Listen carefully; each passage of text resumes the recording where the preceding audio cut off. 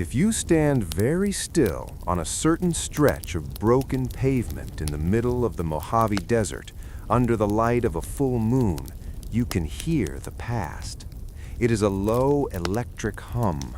It is the sound of a neon sign buzzing in the dry night air.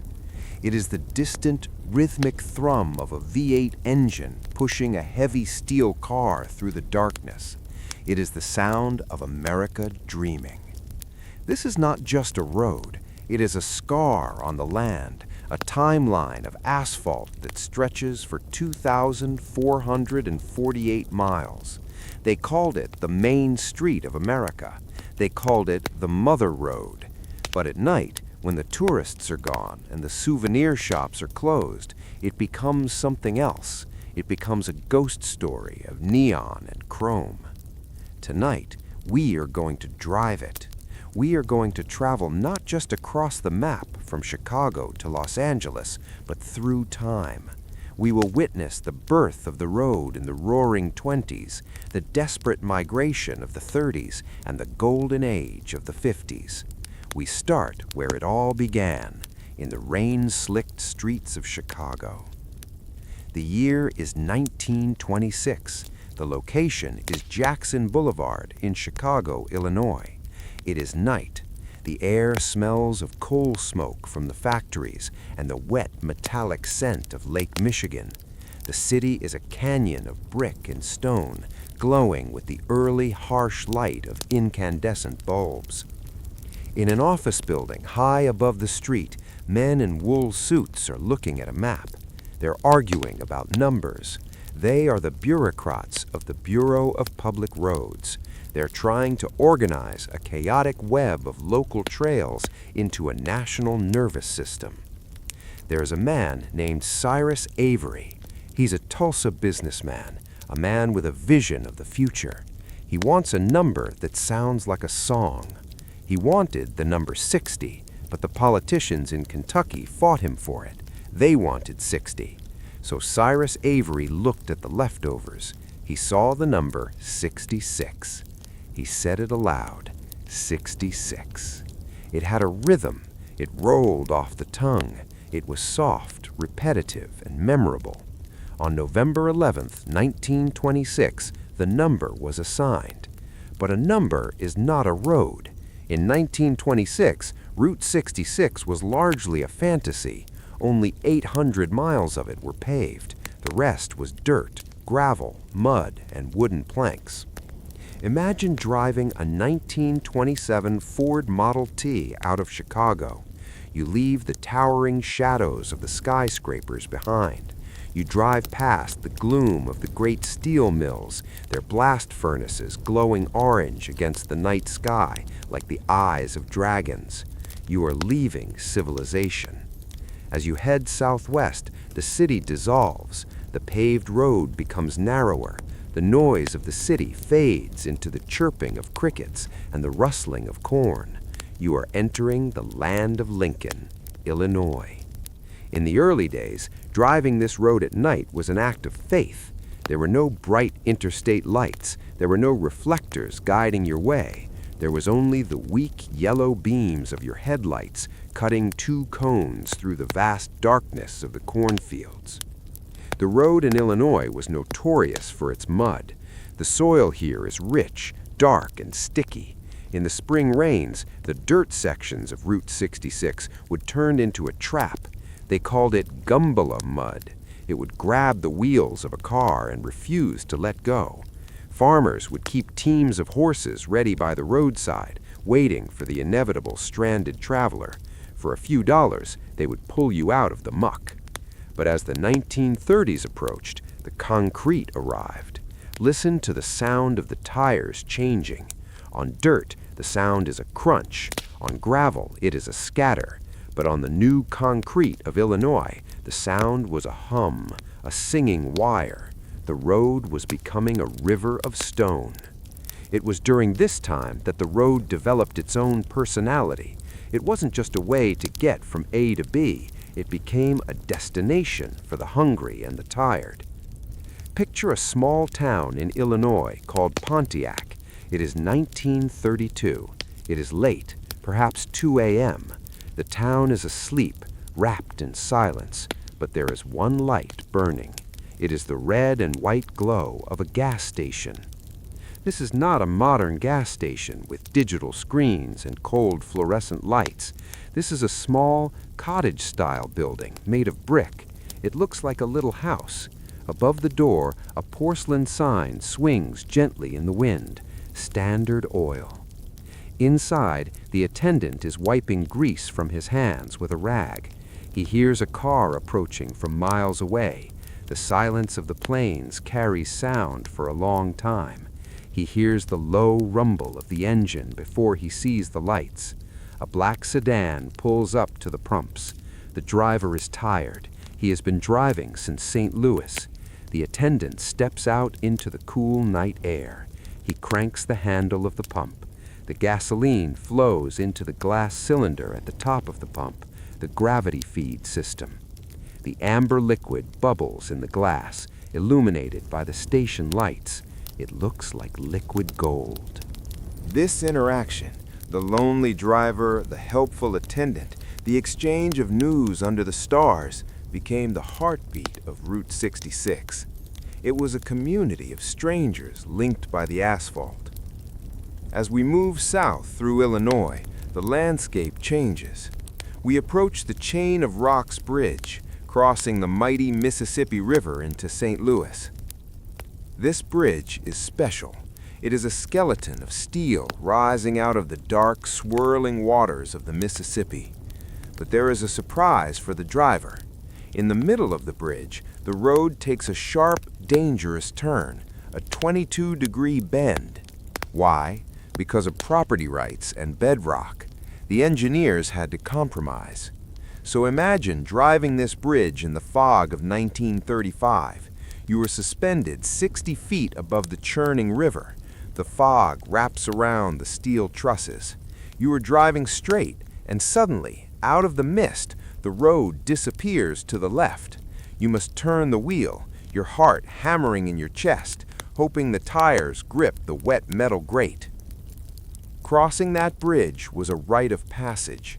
It meant you had left the east. You were crossing into the west. You were entering Missouri. St. Louis in the 1930s was a city of brick and blues. The air smelled of brewing beer from the Anheuser-Busch plant and the earthy scent of the river. Route 66 wove through the city, past the smoky jazz clubs where the music spilled out onto the sidewalk, mixing with the traffic noise. But we are not stopping in the city. The road calls us onward into the rolling hills of the Ozarks. This is where the road becomes treacherous and beautiful. They called this section the Devil's Elbow.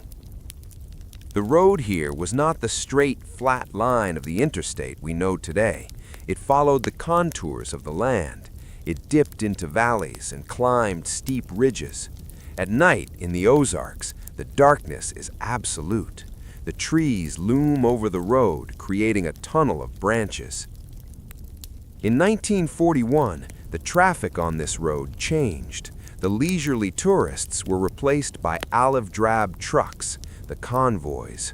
World War II had begun, and Route 66 became a military artery. Imagine standing on the side of the road in a small Missouri town at 3 a.m. The ground begins to tremble. It is a low vibration at first, rattling the teacups on the shelf. Then the sound comes, the roar of diesel engines. A convoy of 500 Army trucks passes by. They are heading west to the training camps in California. They move with lights out or blackout drive, practicing for the war zones of Europe. It is a river of steel flowing through the night. The soldiers inside are young, many of them leaving their home states for the first time. They look out the back of the canvas-covered trucks, watching the sleepy American towns disappear into the darkness. For many of them, Route 66 was their last look at the America they were fighting for. As the war ended, the road entered its golden age. This is the era of neon. This is the era the ghost of the road remembers most fondly. By the late 1940s, the road had become a carnival. To catch the eye of a driver moving at 50 miles per hour, you needed light, you needed color, and so the neon sign became the art form of the highway.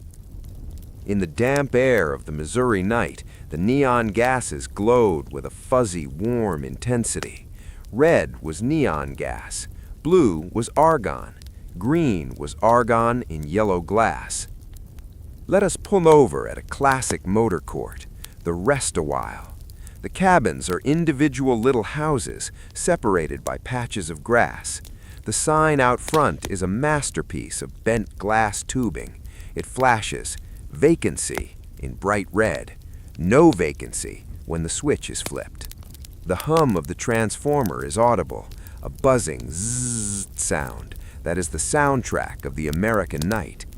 Inside the cabin, the walls are knotty pine.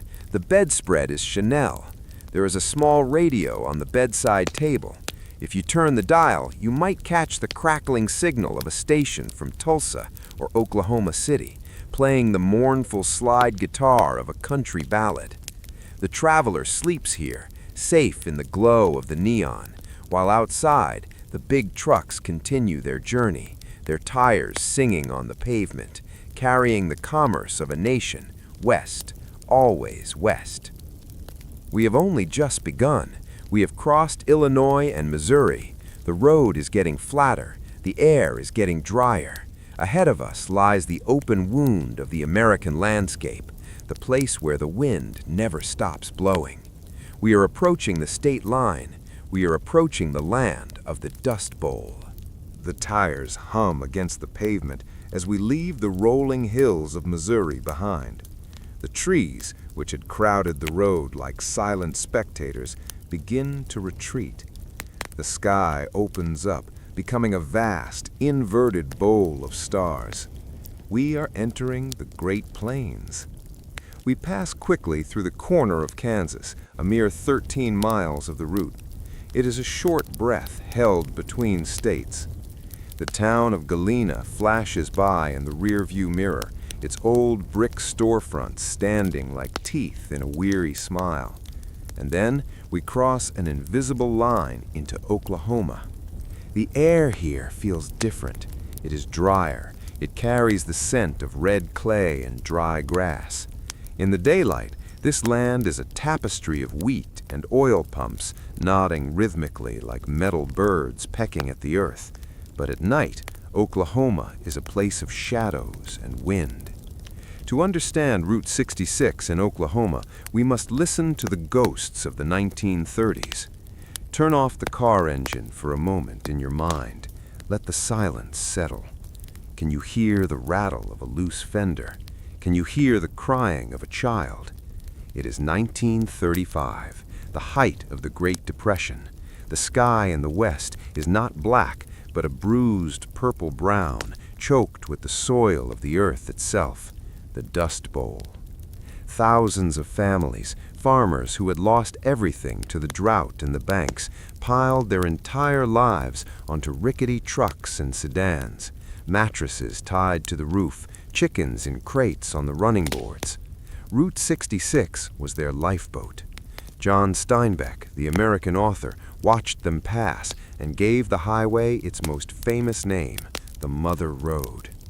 Imagine driving this road at night in a 1929 Hudson Super 6, overloaded and overheating. The headlights are dim yellow circles that barely cut the dust. The radiator hisses, shooting steam into the dry air. You are tired. Your throat is coated with grit. But you keep moving west because there is nothing left behind you. These travelers created a unique economy along the Oklahoma stretch. They didn't have money for hotels. They camped on the roadside. At night, small fires would dot the darkness along the highway like a string of fireflies. Strangers would share a pot of beans or a song on a battered guitar. The darkness of the plains was vast, but the community of the road offered a flicker of warmth. We restart our engine and move forward in time to the 1950s. The desperation is gone, replaced by the whimsy of the post-war boom. We are approaching Catoosa, just east of Tulsa.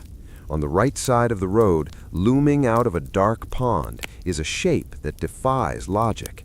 It is a whale. A massive, smiling blue whale made of concrete and iron. The blue whale of Catoosa. It was built by a man named Hugh Davis as an anniversary gift for his wife, who loved whales. In the daylight, it is a swimming hole, filled with the shrieks of children splashing in the water. But at night, under the moonlight, the blue whale is surreal. It sits silently on the still black water. Its painted smile is frozen. The water laps gently against its concrete sides. Slap, slap, slap. It is a monument to American eccentricity, a roadside attraction built simply to make people smile, standing guard in the quiet night. We drive on, through the sleeping city of Tulsa. The Art Deco buildings rise up, their geometric spires glowing softly. Tulsa was the oil capital of the world, built on the black gold pumped from the ground. The road here is wide and smooth. The streetlights create a rhythmic thump-thump of light passing over the dashboard. West of Tulsa, the landscape flattens completely. The wind picks up. In Oklahoma, the wind is a constant companion. It whistles through the vents of the car. It pushes against the side of the vehicle, a gentle but firm reminder of nature's power. We are approaching a place of true mystery. Near the border of Oklahoma, Kansas, and Missouri, on a gravel road just off the main highway, lies the legend of the spook light. It has been seen since the 1880s, long before the cars came. Imagine pulling your car onto this lonely gravel track. You turn off your headlights. You wait. The darkness is total. There are no city lights here, just the heavy blanket of the country night. Then you see it, a single orb of light in the distance. It is not a flashlight. It is not a car. It bounces. It hovers. Sometimes it is white, sometimes amber, sometimes reddish-orange. Is it the ghost of a Confederate soldier searching for his lost head? Is it the spirit of a Quapaw Indian maiden? Or is it simply the headlights of cars on the distant highway refracted through layers of cold and warm air? Science says it is refraction. The locals say it is a ghost. But sitting there in the dark, watching that silent ball of fire dance in the void, the science doesn't matter. The feeling of the uncanny washes over you. It is a reminder that even on this road of concrete and commerce, there are things we cannot explain. We leave the spook light behind and merge back onto the pavement of 66. The rhythm returns, the hum of the tires, the green glow of the dashboard dials. We pass through the town of Clinton. We pass through Elk City. The towns are strung out like beads on a necklace, separated by miles of nothingness. In the 1950s, these miles were filled with the Burma Shave signs. Do you remember them? Small red signs spaced 100 feet apart, telling a rhyme to the passing cars. The midnight ride of Paul for beer led to a warmer hemisphere. Burma Shave. Reading them kept the drivers awake. It gave a cadence to the journey. One sign, 2 seconds. Next sign, 2 seconds. It was the poetry of the highway. As we near the Texas border, the vegetation changes again. The tall grass of the eastern plains gives way to scrub brush and mesquite. The earth turns a deeper shade of red. The horizon seems to stretch infinitely far away. We are leaving the Midwest. We are approaching the true West, the land of cowboys, oil barons, and the vast, flat panhandle. The air grows cooler as the night deepens. The humidity of the Mississippi River is a distant memory. Here, the air is crisp and thin. We check the gas gauge. We have a long way to go before we sleep. The Texas line is just ahead. The change is not immediate, but it is felt. The road straightens out. In the Texas Panhandle, there are no hills to curve around, no rivers to bridge. The engineers simply laid a ruler on the map and drew a line.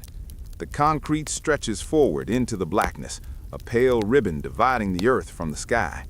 This is the land of the big empty. The horizon is so flat that during the day you can see the curvature of the earth. At night it feels as if you were driving on a treadmill, moving fast but never arriving. The only reference points are the distant blinking red lights of radio towers and the occasional flare of a natural gas well burning off excess pressure like a torch in the void. Our first stop is the town of Shamrock. It is 1936. Looming out of the darkness is a building that looks like it belongs in the movie The Wizard of Oz, or perhaps on the streets of Gotham City. It is the Tower Station, and you drop in. It is an Art Deco masterpiece built of brick and green glazed tile. It has 2 towers. The tallest one rises into the night, capped with a metal tulip. At night, the neon tubes hidden in the architecture wash the building in a ghostly green light. In the 1930s, for a traveler exhausted by the dust and the heat of the plains, seeing this glowing green castle was a hallucination. It offered food, you drop in, and fuel, Tower Station. It was known as the swankiest of the swank. Imagine sitting in the diner inside. The curved glass windows look out onto the dark highway. The booth is made of red leather. The coffee is hot and black. You watch the moths dancing around the neon sign outside, drawn to the only light for 50 miles. The waitress refills your cup. She calls you honey. The jukebox plays a slow tune by Bob Wills and his Texas Playboys. You were safe here, inside the green glow. We leave Shamrock and press westward. The wind here is relentless. It pushes against the side of the car, a steady, invisible hand. The Panhandle is famous for its wind. It whistles through the barbed wire fences that earned this region the nickname the Devil's Rope. We approach Amarillo. The air changes again. It grows heavy with an earthy, pungent scent. This is cattle country. The Amarillo livestock auction handles hundreds of thousands of cows. In the dark, you cannot see them, but you can sense their presence in the feedlots. Thousands of large, breathing animals standing in the dark, waiting. Just west of Amarillo, we pull the car onto the shoulder of the road. We grab a flashlight. We step over a stile in a fence and walk into a cornfield. The dirt is soft under our boots. The beam of the flashlight cuts through the darkness and lands on a tail fin, then another and another. 10 automobiles, 10 Cadillacs, buried nose first in the ground at the same angle as the Great Pyramid of Giza. This is Cadillac Ranch. It was created in 1974 by an art group called Ant Farm, funded by an eccentric helium millionaire named Stanley Marsh III. It is a silent graveyard of American chrome. The cars range from a 1949 Club sedan to a 1963 Sedan DeVille, documenting the rise and fall of the famous Cadillac tail fan. At night, the graffiti on the cars, layers and layers of spray paint left by travelers, looks chaotic and vibrant in the flashlight beam.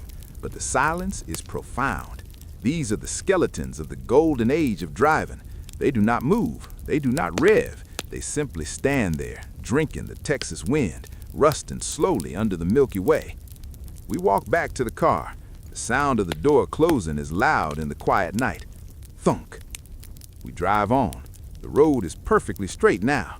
We are searching for a specific sign. We are searching for the balance point. We find it in the tiny town of Adrian, Texas. A simple sign stands by the road. It has 2 arrows. The arrow pointing left says Los Angeles, 1,139 miles. The arrow pointing right says Chicago, 1,139 miles. This is the midpoint, the mathematical center of the journey. Stop the car here. Turn off the lights. Step out. Stand exactly on the white line in the center of the road. To your right, behind you, lies everything we have seen. The factories of Chicago, the mud of Illinois, the hills of Missouri, the dust of Oklahoma. To your left, ahead of you, lies the unknown, the deserts of New Mexico, the mountains of Arizona, the ocean of California. You are exactly in the middle of America. It's a lonely feeling, but also a peaceful one. The world is symmetrical. The distance behind equals the distance ahead. It is a moment of equilibrium before the landscape changes drastically. Because just ahead, the flat line of the horizon is about to break. The air is getting thinner. We are climbing. The road begins to rise inch by inch. We are leaving the Great Plains. We are entering the high desert. The stars seem brighter here, sharper, piercing the black sky like needles. The temperature drops. The warmth of the Texas soil fades, replaced by the cool breath of the mountains. We cross the Glen Rio ghost town, straddling the state line. 1 foot in Texas, 1 foot in New Mexico. The motel signs here are broken, the windows boarded up. It is a town that died when the interstate bypassed it. It stands as a monument to silence. We restart the engine. The headlights catch a tumbleweed rolling across the asphalt, a cliche but a real one. It scratches across the road, blown by the wind, vanishing into the dark. We shift into gear. The high desert awaits, the land of enchantment, the land of neon cacti and ancient rocks. We cross the invisible line into New Mexico.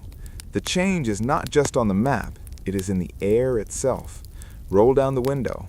The air is no longer the dry, dusty breath of the plains. It is sharp, it is thin. It carries a new scent, the sweet, resinous smell of sagebrush and damp earth. The road begins to change too. In Texas, it was a straight line ruled on paper. In New Mexico, the road begins to negotiate with the land.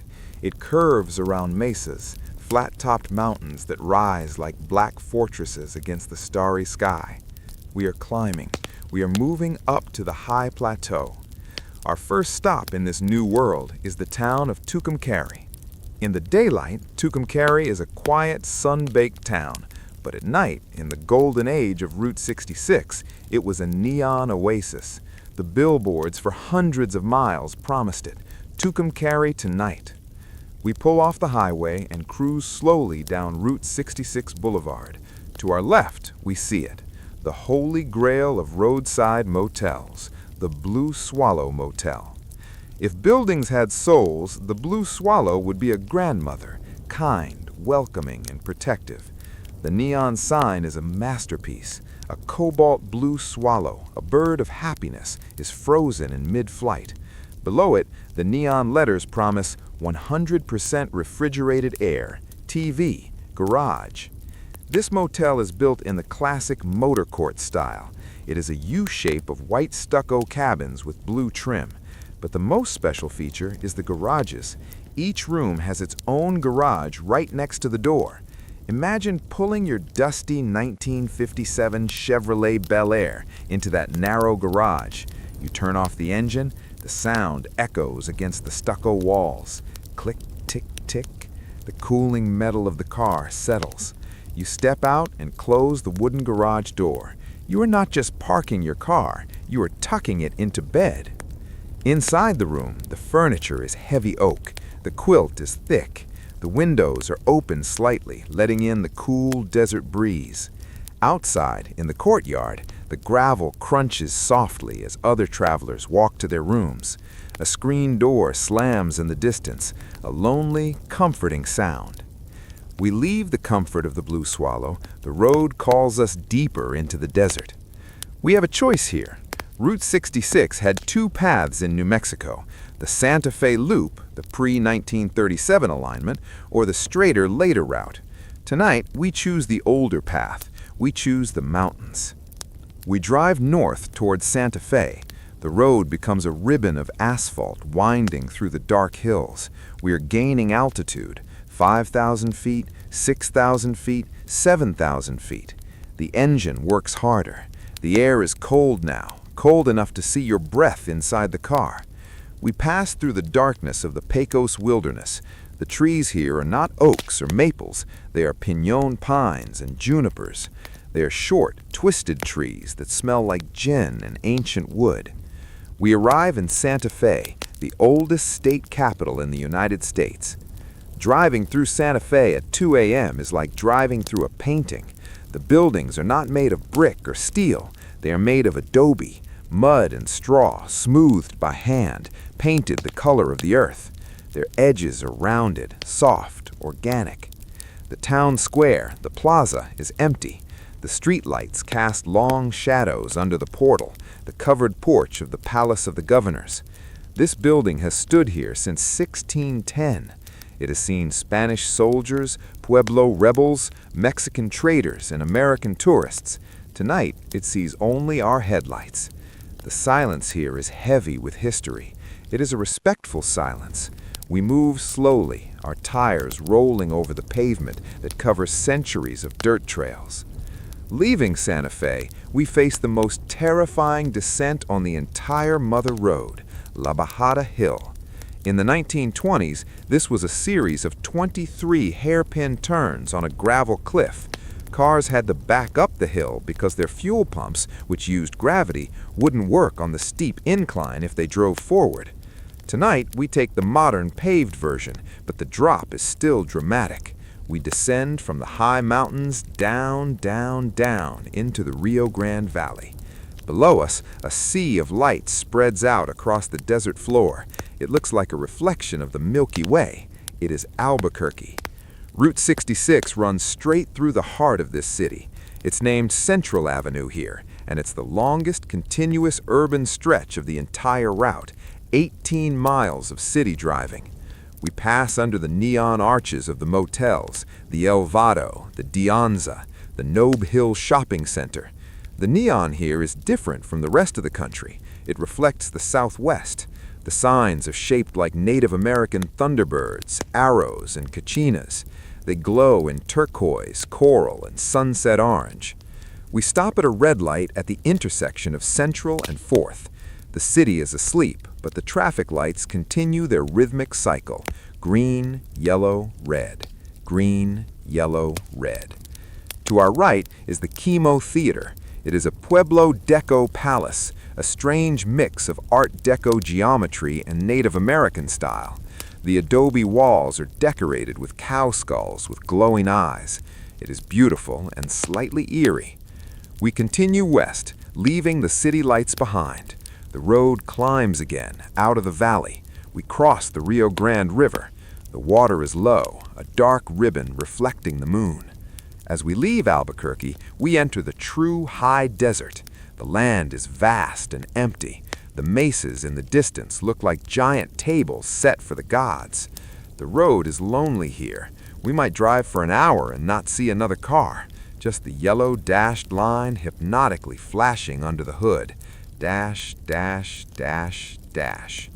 We are moving towards the Continental Divide, the spine of the continent, the point where water decides whether to flow to the Atlantic or the Pacific. But for now, we are suspended in the dark beauty of New Mexico, the land of enchantment, the land of silence. We leave the lights of Albuquerque in our rearview mirror. They fade slowly, shrinking into a cluster of diamonds on the horizon until the darkness swallows them whole. We are alone again, but we are not moving down, we are moving up. The engine hums with a deeper pitch as we climb toward the roof of America. The air outside is thin and crisp. We are approaching the Continental Divide. This is the geological spine of the continent. It is a quiet, invisible line drawn across the high plateau. If you pour a cup of water on the east side of this line, it will eventually find its way to the Atlantic Ocean. If you pour it on the west side, it will flow to the Pacific. We cross the divide at Campbell's Pass, 7,200 feet above sea level. It is the highest point on our entire journey. The stars here are startlingly bright. There is no atmosphere to dull them. They hang low and heavy, like lanterns suspended just out of reach. As we descend from the heights, we see a glow in the distance. It is the town of Gallup, New Mexico. Gallup is known as the Indian capital of the world, but for the Route 66 traveler, it is a town of neon and trains. The main street of Gallup runs parallel to the train tracks of the Santa Fe Railroad. This is crucial to the soundscape of the night. As we drive down the main strip, we don't just hear our own engine. To our right, behind the buildings, we hear the heavy, rhythmic chugging of a massive freight train. Clack, clack, clack, clack. Woo! The train whistle echoes off the red sandstone cliffs that border the town. It is the loneliest, most comforting sound in the West. We pull up to the El Rancho Hotel. This is not a motel. It is a grand lodge made of rustic logs and stone. In the 1940s and 50s, this was the home of Hollywood. When Western movies were filmed in the nearby desert, the stars slept here.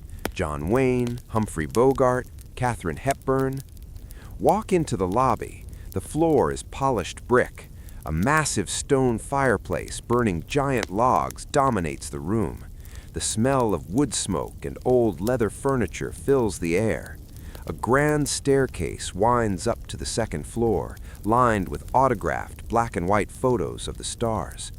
It feels safe here, a fortress against the desert night. We leave Gallup and the comfort of the fire. We drive west, passing under the red cliffs. We cross the state line. Welcome to Arizona. The road surface changes. The vibration in the steering wheel shifts. We are entering a landscape that looks like the surface of Mars. This is the painted desert and the petrified forest. During the day, this land is a riot of color, bands of red, purple, and gray rock. But at night, the colors vanish. The desert becomes a landscape of gray shapes and shadows. The petrified wood, ancient trees that turned to stone millions of years ago, lies scattered on the ground. In the moonlight, these stone logs glint like quartz. It is a graveyard of a prehistoric forest, silent and still. The road here is incredibly dark. There are no towns for miles, just the wind sweeping across the barren plateau. Then, out of the darkness, a shape appears. A rabbit. A giant yellow rabbit. We slow down. It is the Jackrabbit Trading Post. A large billboard features a black silhouette of a jackrabbit on a yellow background with the words, "Here it is." In the daylight, this is a busy souvenir stop. At night, the giant fiberglass rabbit stands guard alone. Its painted eyes stare into the dark desert. It is a surreal moment, a burst of roadside kitsch in the middle of nowhere. We continue to the town of Hallbrook, and here we find one of the most famous sleeping spots in America. Imagine pulling into a parking lot arranged in a semicircle. In front of you are 15 white cones, towering 30 feet into the air. This is the Wigwam Motel. Sleep in a wigwam, the sign says, and you can. These are not of canvas. They are made of concrete and stucco. They are permanent, solid structures. We park the car in front of wigwam number 6. We unlock the small wooden door and step inside. The interior is surprisingly cozy. Because the walls are curved, there are no corners. The room feels like a warm embrace. The furniture is made of hickory wood. A small bathroom is tucked into the back curve of the cone. Lying in bed in a concrete wigwam is a unique experience. The acoustics are strange. The sounds of the outside world, the trucks on the highway, the wind are baffled and muffled by the thick, sloping walls. You feel completely enclosed, like a seed inside a shell. Outside, the vintage 1950s cars belonging to the owner are permanently parked around the property, rusting gently. A Hudson Hornet, a Studebaker. Under the blue moonlight, it looks like time stopped in 1955. We rest here for a moment, listening to the silence of the Arizona night. But the road doesn't stop. Ahead of us lies the town of Winslow, made famous by the Eagles song, and beyond that, the dark pine forests of Flagstaff. We are getting closer to the Pacific, but first we must cross the mountains of northern Arizona. The air is about to smell of pine needles again. We leave the concrete wigwams of Holbrook behind. The road stretches westward, flat and straight, cutting through the high plateau. The sky is immense here. In the daylight, clouds cast shadows that travel miles across the desert floor. But at night, it is a ceiling of obsidian. We are approaching Winslow, Arizona. It is a town immortalized by a single song lyric, but its history runs far deeper than a melody. As we glide down 2nd Street, the town feels frozen in a different era. The brick buildings line the street like soldiers from the 1900s. We pull up to the most important building in town, La Posada Hotel. This is not a motel. It is a grand Spanish hacienda built in 1930 by the genius architect Mary Coulter for the Santa Fe Railway. It was designed to look like the home of a wealthy Spanish don lost in the desert. Turn off the engine. The silence of Winslow is broken by a low rumble. The hotel sits right next to the active train tracks. It is a soothing, rhythmic thunder. Rumble, rumble, rumble. The ground vibrates gently beneath your feet. Walk into the gardens of La Posada. Even at midnight, the desert air carries the scent of sage and wet dust. The cottonwood trees rustle in the wind. Inside, the hotel is a maze of arches and tile floors. The walls are painted in warm, earthy tones. It feels heavy, safe, and ancient. It is a place where travelers have rested for nearly 100 years, lulled to sleep by the passing trains. We leave Winslow. The road begins to rise again. We are leaving the high desert floor and climbing into the mountains. Watch the thermometer on the dashboard drop. 60 degrees, 50 degrees, 40 degrees. We are entering the Coconino National Forest. The scrub brush disappears, replaced by massive ponderosa pines. We are approaching Flagstaff. Flagstaff is a city in the sky, sitting at 7,000 feet. It is dark here, intentionally dark. Flagstaff was the world's first international dark sky city. The streetlights are shielded. The neon is dimmed. This is to protect the view for the astronomers up on Mars Hill. To our right, overlooking the town, is the white dome of the Lowell Observatory. It sits silently in the trees. It was here, in a cold room in 1930, that a young man named Clyde Tombaugh stared at photographs of the night sky and discovered the planet Pluto. We drive down Santa Fe Avenue, the Route 66 of Flagstaff. The air smells intensely of pine needles and wood smoke. It feels like an alpine village. We pass the Motel Dubois, a red brick structure that has welcomed weary drivers since 1929. The neon sign glows a soft red, reflecting in the puddles on the asphalt. The road winds through the town, hugged by the forest. It is cozy here, a shelter of trees before the vast openness returns. We push west, descending slightly through the town of Williams. This is the gateway to the Grand Canyon, but we stay on the Mother Road. The town is a loop of bright lights and retro diners, quiet now in the deep night. The Cruiser's Cafe 66 is dark. The tourists are asleep. Beyond Williams, we enter the longest, best-preserved stretch of Route 66 in the entire country. We are heading towards Seligman. Seligman is a small town with a massive heart. It is the birthplace of the Route 66 revival. In the 1970s, when the new Interstate 40 was built just a few miles away, Seligman was bypassed. The traffic stopped. The town went silent. It could have died, like so many others, but the town barber, a man named Angel Delgadillo, refused to let it fade. We roll slowly through the town. It is whimsical. On the left is the snow-capped drive-in. Even in the dark, you can see its eccentricity. It is decorated with old car parts, artificial flowers, and hand-painted signs.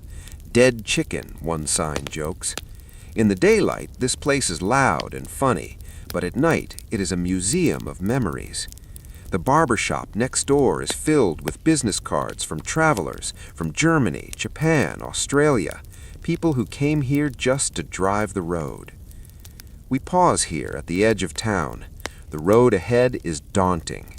West of Seligman, there is nothing. No towns, no gas stations, just the vast emptiness leading to the Wallakai Indian Reservation and the Peach Springs Canyon. The road ahead is pitch black. The only light will be our own high beams, cutting a tunnel through the night. The road curves and twists following the contours of the earth. We check the fuel gauge. We have enough. We shift into drive. We leave the safety of the pines and the barber shop behind. We descend into the darkness of the high desert plateau, moving deeper into the west. We leave Seligman and plunge into the deepest darkness we have faced so far. This stretch of Route 66 from Seligman to Kingman is a loop that swings north away from the interstate. It travels through the Wallapai Indian Reservation. It is vast. It is silent. There are no streetlights here. There are no farmhouses with porch lights. There is only the asphalt, pale and cracked, unrolling in our headlights. The stars are so bright they seem to vibrate. We pass strange shapes in the dark. To our right, a dinosaur appears. It is a Tyrannosaurus rex made of concrete and wire, standing frozen in a silent roar. It guards the entrance to the Grand Canyon caverns. These caverns go down 21 stories into the earth. During the Cold War, this cave was stocked with enough food and water to keep 2,000 people alive during a nuclear attack. Tonight, the bunker sleeps. The dinosaur stands watch alone, its painted eyes staring into the void of the desert. We drive on. The road is straight for miles, then curves gently around limestone cliffs. This is the definition of solitude. If you stopped the car here and turned off the engine, the silence would ring in your ears. Eventually, a glow appears on the horizon. It grows brighter, resolving into a grid of amber streetlights. We are descending into the valley. We are arriving in Kingman. Kingman is the heart of historic Route 66. It is a rugged, working-class town surrounded by black volcanic mountains. We pass the El Trovatore Motel. Look at the sign towering into the night sky. It claims Hollywood stars slept here, and they did. Clark Gable, Marilyn Monroe. The motel is built on a hill. The rooms are arranged in a long row, looking out over the valley. The neon sign buzzes, a deep red script against the black mountain backdrop. Bzzzt. We pass the powerhouse, an old electrical plant turned into a museum. It is a massive concrete block, silent and imposing, filled with the ghosts of machines that once generated power for the mines. But Kingman is just the staging ground. The real challenge lies ahead. West of Kingman, the interstate goes straight through the mountains, but Route 66 goes over them. We are approaching the most dangerous, winding, and terrifying section of the entire journey, Sitgreaves Pass.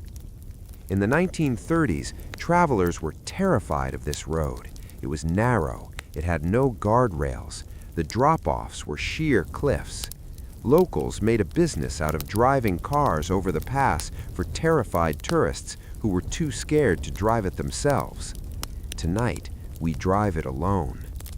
The car begins to climb. The engine strains. The road twists like a snake, a sidewinder curling through the black mountains. First gear, second gear. We navigate a hairpin turn. Our headlights sweep out over the edge of the cliff, illuminating nothing but empty air for 1,000 feet down. We are in gold country. The mountains here are honeycombed with old mine shafts. Men lived and died here, digging for gold in the rock. The names of the mines are whispered in the wind: the Gold Road, the Tom Reed, the United Eastern. We reach the summit.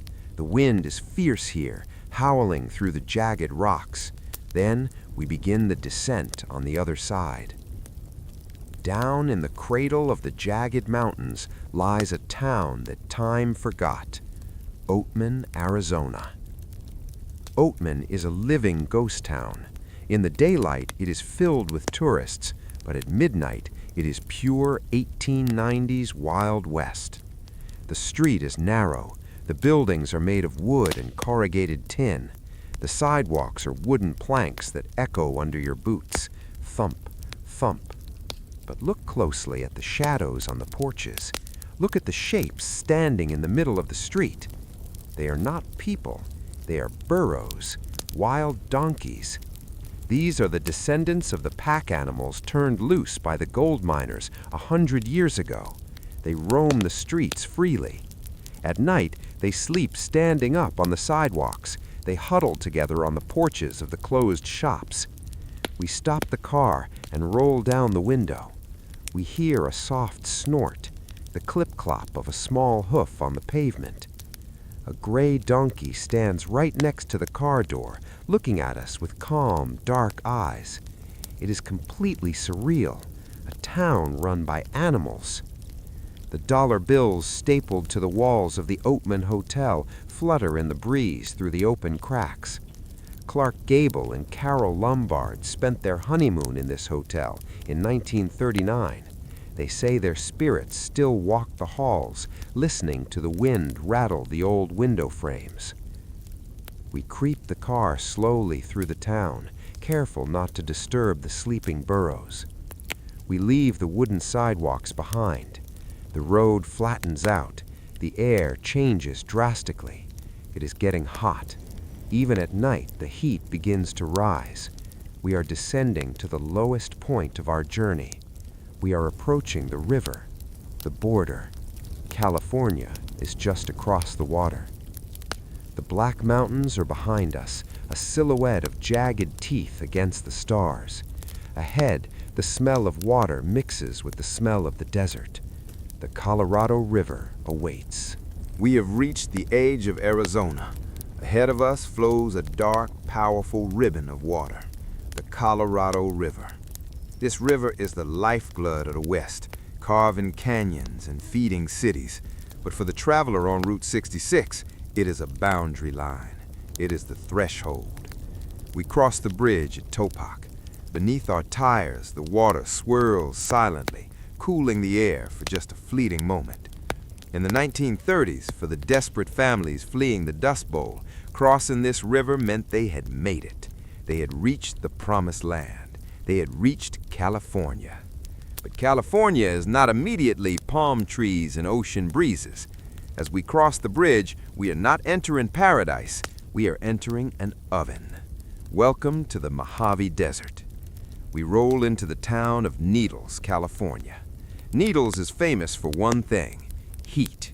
It is often the hottest city in the United States. Even now, at 3 a.m., the heat is a physical weight. Open the window. The air does not cool you down. It feels like a hairdryer blowing against your face. The asphalt to the road radiates the heat absorbed during the blistering day, pushing it back up into the night. It is 90 degrees Fahrenheit in the pitch dark. The town is quiet. The train tracks run parallel to the road here, carrying endless lines of shipping containers from the coast. We pass the old El Garces Hotel, a once grand railway depot standing like a Greek temple in the heat, its columns casting long shadows. We leave Needles. We check our water. We check our gas, because the next 60 miles are the loneliest on the entire planet. We turn off the interstate and onto the old alignment, the National Trails Highway. The road here is rough. It is cracked by the sun, broken by flash floods. Grass grows through the fissures in the asphalt. We are driving into the void. To our left and right, there is nothing but creosote bush and rock. The mountains in the distance are jagged, black silhouettes. The Old Woman Mountains, the Marble Mountains. They look prehistoric. The isolation here is absolute. If the car breaks down, there is no cell service. There is no traffic. There is only the wind and the coyotes. It is a thrill of true danger that modern life rarely offers. We drive for an hour. The only thing changing is the odometer. Then, ahead in the darkness, a single point of light appears. It's miles away. It flickers. As we get closer, the light resolves into a shape, a boomerang, a giant neon boomerang soaring into the sky. We have arrived at Amboy. This is not a town. It is a hallucination.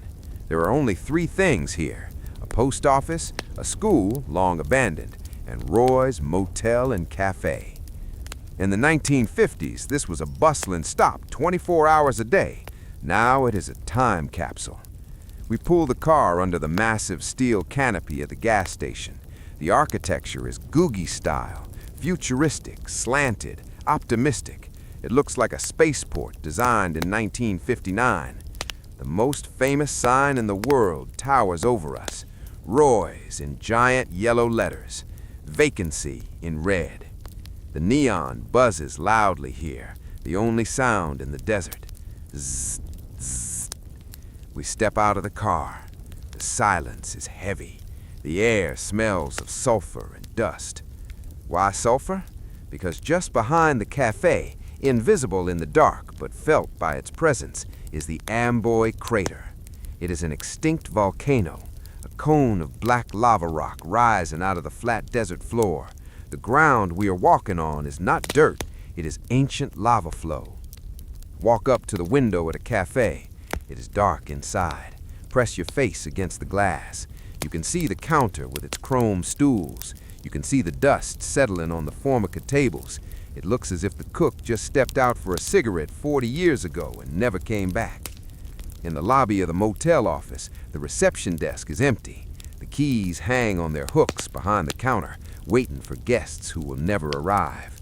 The small white cabins stretch out into the darkness, their doors locked, their paint peeling under the brutal sun. Amboy is beautiful, but it is eerie. It feels like the set of a movie where the plot is about to take a twist. It is the ultimate liminal space, a place between places. We look up. The sky above the Mojave is a different kind of black. It is deep, velvety, and endless. The Milky Way is not just a smudge, it is a clear river of stars flowing directly over the neon sign. We get back in the car. The leather seat is still warm. We restart the engine. The sound shatters the silence. The neon sign reflects in our windshield, painting our faces in yellow light. We pull away from Roy's. We watch it in the rear-view mirror. It shrinks, smaller, smaller, a tiny beacon of light in a vast ocean of black lava. And then, as we round a curve, it is gone. We are alone again. But the air is starting to change. We are pushing further west. The desert is not finished with us yet, but we are getting closer to the mountains that guard the coast. We are heading toward the Bottle Tree Ranch. We are heading to the Cajon Pass. We are heading to the end of the line. We leave the lava fields of Amboy behind. The road turns north, then west, zigzagging through the remaining stretches of the high desert. The isolation begins to break. We see headlights in the distance, trucks moving on the interstate, hauling goods to the coast. But we stay on the old road, the cracked pavement of the National Trails Highway. We are approaching a place that exists between reality and a dream. Just north of Victorville, in the darkness of the desert scrub, stands a forest. But it is not made of trees. It is made of iron and glass. We pull over at Elmer's Bottle Tree Ranch. Turn off the engine. Roll down the window. Listen. The wind here blows constantly, and as it moves through this strange forest, it sings. Hoo, hoo. Elmer Long, the man who built this, welded hundreds of metal pipes into the shapes of trees. On the branches, he hung thousands of glass bottles, blue, green, amber, red, antique bottles, soda bottles, medicine bottles. At night, the headlights of our car catch the glass. The trees glitter like frozen fireworks. But it is the sound that is hypnotic. The wind blowing over the open mouths of thousands of bottles creates a low, mournful flute sound. It is an organ played by the desert itself. It is a lonely, beautiful monument to one man's patience, a cathedral of junk standing silent under the stars. We drive on. We pass through Victorville. The lights of civilization are returning. Fast food signs, gas stations.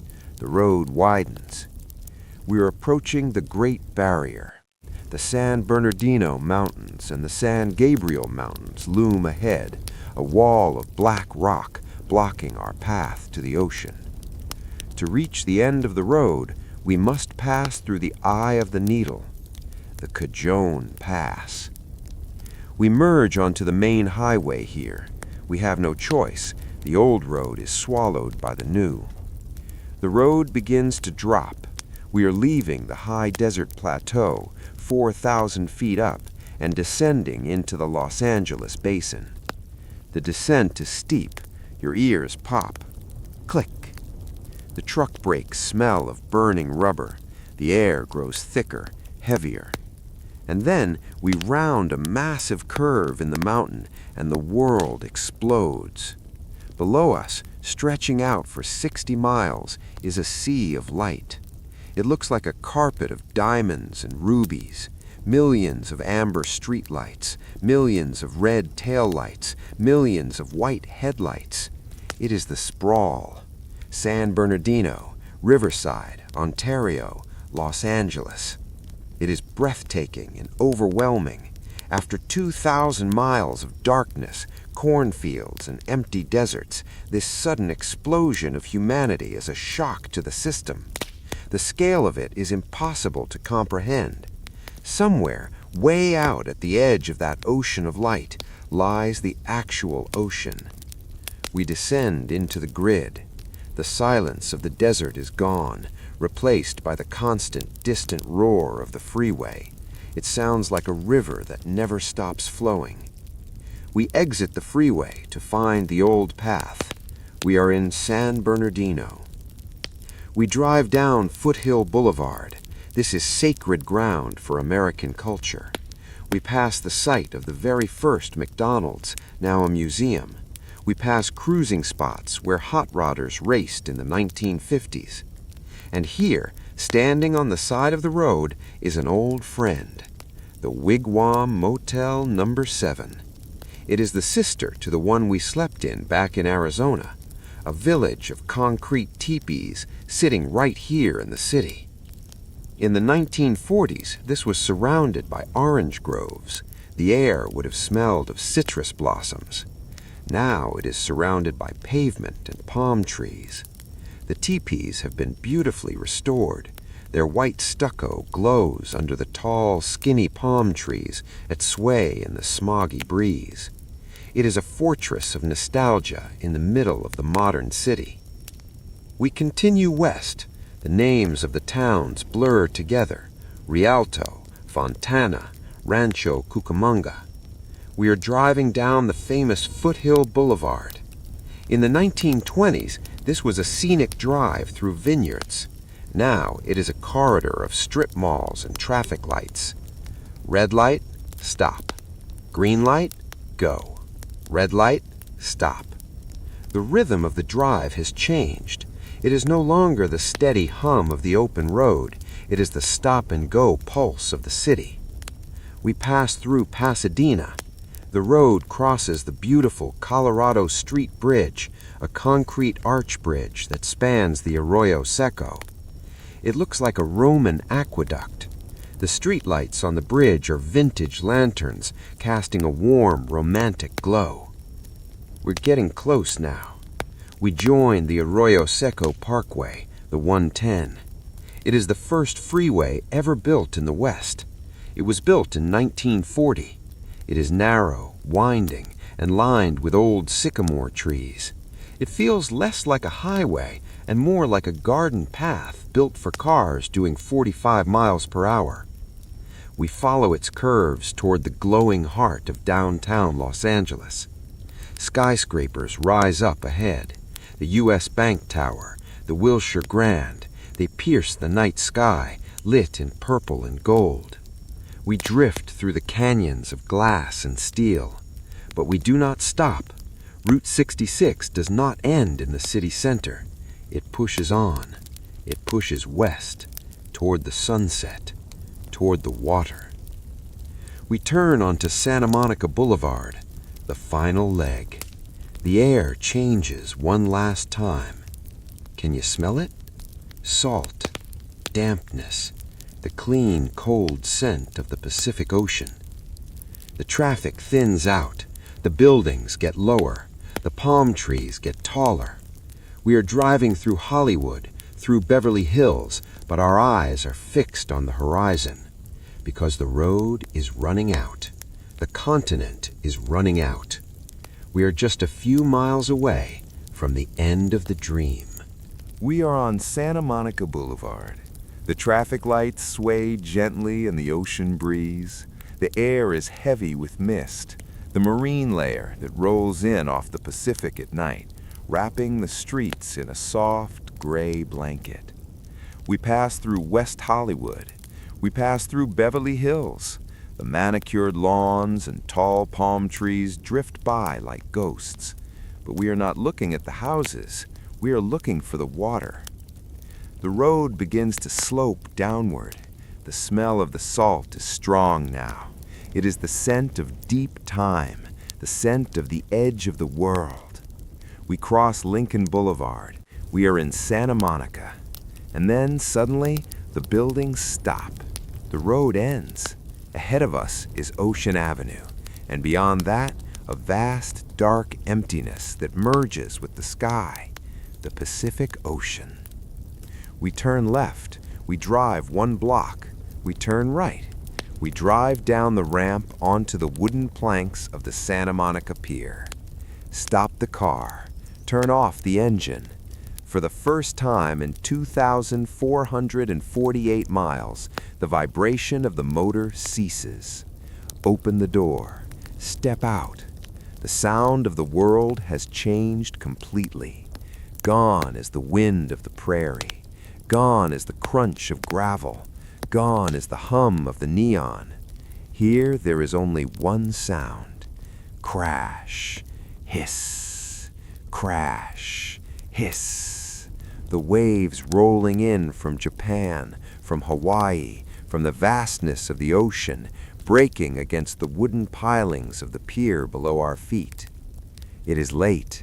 The Ferris wheel is dark, its silhouette a giant skeleton against the night sky. The roller coaster is silent.